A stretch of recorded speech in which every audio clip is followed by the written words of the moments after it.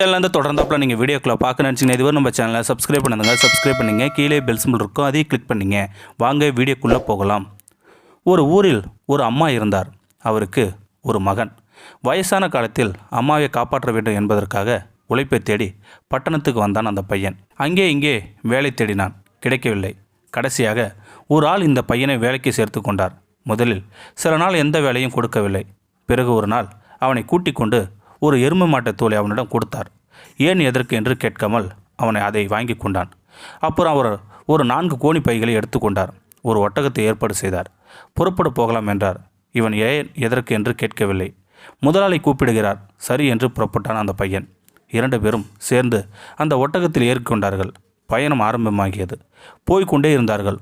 ஒரு பெரிய செங்குத்தான மலை வந்தது. ஒட்டகத்தை நிறுத்தினார். பையன் இறங்கினார். அவன் சொன்னார், இதோ பாரப்பா, இந்த மாட்டுத்தொலை விரித்து அதிலே படித்துக்கொள் என்றார். அவனுக்கு ஒன்றுமே புரியவில்லை. இருந்தாலும் முதலாளி சொல்கிறார் என்று படுத்துக்கொண்டான். உடனே அவர் அந்த எருமத்தோலை 4 பக்கமும் எடுத்து ஒன்றாக்கி ஒரு கயிற்றினால் கட்டினார். உள்ளே அந்த பையன். இவர் அவனை கட்டி போட்டுவிட்டு விலகி வந்து ஒரு மரத்திற்கு பின்னால் ஒளிந்து கொண்டார். அங்கே அவர் கட்டி போட்டிருந்த ஒரு எருமை மாடு மாதிரி இருந்தது. கொஞ்ச நேரத்தில் 2 பெரிய கழுகுகள் அங்கே பறந்து வந்தன. அந்த எருமை தோலை மூட்டையை அப்படியே தூக்கி கொண்டு உயர பறந்து போய் அந்த செங்குத்தான மலை உச்சியில் போட்டன. அழகால் குத்தினான். உள்ளே இருந்த ஒரு பையன் வெளியே வருவதை பார்த்ததும் அந்த கழுகுகள் பயந்து ஓடிவிட்டன. அந்த பையன் அங்கே பார்க்கிறான். அவன் காலடியில் ஏராளமான நவரத்தினங்கள் கொட்டி கிடந்தன. கீழே நின்று கொண்டிருந்த முதலாளி, ஏன்பா சும்மா நின்று கொண்டு இருக்கிறாய்? உன் காலில் கிடைக்கிற கற்களை பொறுக்கி கீழே போடு என்றார். அவன் போட ஆரம்பித்தான். முதலாளி, நான் எப்படி கீழே இறங்கி வருவது என்று கேட்டான். நீ முதலில் போடு, அப்புறம் அதற்கு வழி சொல்கிறேன் என்றார். நான் சாக்கு நிரம்பியதும் சேர்த்து கட்டி ஒட்டகத்தின் மேல் ஏற்றிக்கொண்டு புறப்பட்டார் முதலாளி. முதலாளி என்று கத்தினான் அவன். முட்டாளே, என் வேலையாட்களுக்கு எப்படி வேலை கொடுக்கிறேன் என்பது புரியவில்லையா? அந்த மலை உச்சியில் பின்னால் திரும்பிப்பார், எத்தனை பேர் இருக்கிறார்கள் என்பது புரியும் என்று சொல்லிவிட்டு போய்விட்டார். பையன் திரும்பி பார்க்கிறான். அங்கே ஏராளமான எலும்புக்கூடுகள். ஆக ஏமாந்து போய்விட்டோம் என்பதை புரிந்து கொண்டான் அவன். கொஞ்ச நேரத்தில் ஒரு கழுகு தலைக்கு மேல் பறந்து வந்தது. இவன் ரொம்ப சாமர்த்தியமாக ஒரே தாவலில் அதன் காலை பிடித்து கொண்டான். கழுகு பயந்து போய் மேலே பறந்தது. கடைசியில் களைத்து போய் கீழே இறங்கி தொடங்க விட்டது. இவன் தரையில் குதித்து தப்பித்து கொண்டான். கொஞ்ச நாள் கழித்து மறுபடியும் பழைய முதலாளியிடம் போய் வேலை கேட்டான்.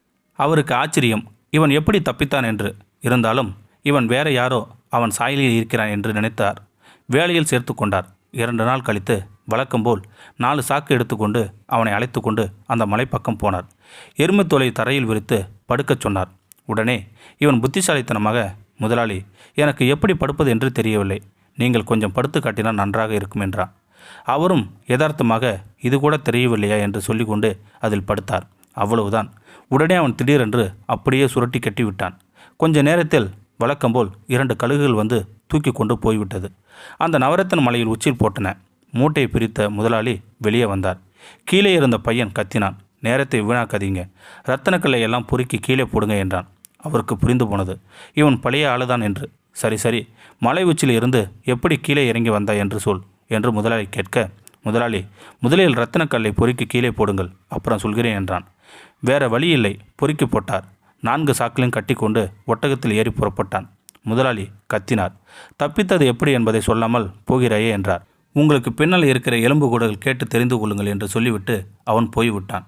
அதாவது இக்கதையில் வினை விதைத்தவன் வினையறுப்பான் என்பதுடன் அதிகமாக ஆசைப்பட்டால் ஆபத்து வந்து சேரும் என்பது தெளிவாக புரிகிறது. இந்த வீடியோ உங்களுக்கு பிடிச்சிருந்தா கமெண்ட் பாக்ஸில் கமெண்ட் பண்ணுங்கள். கூட உங்கள் ஃப்ரெண்ட்ஸுக்கு ஷேர் பண்ணுங்கள். இதுவரை நம்ம சேனலை சப்ஸ்கிரைப் பண்ணுங்க. சப்ஸ்கிரைப் பண்ணிங்க. கீழே பெல் சிம்பிள் இருக்கும், அதையும் கிளிக் பண்ணிங்க. தேங்க்யூ ஃபார் வாட்சிங்.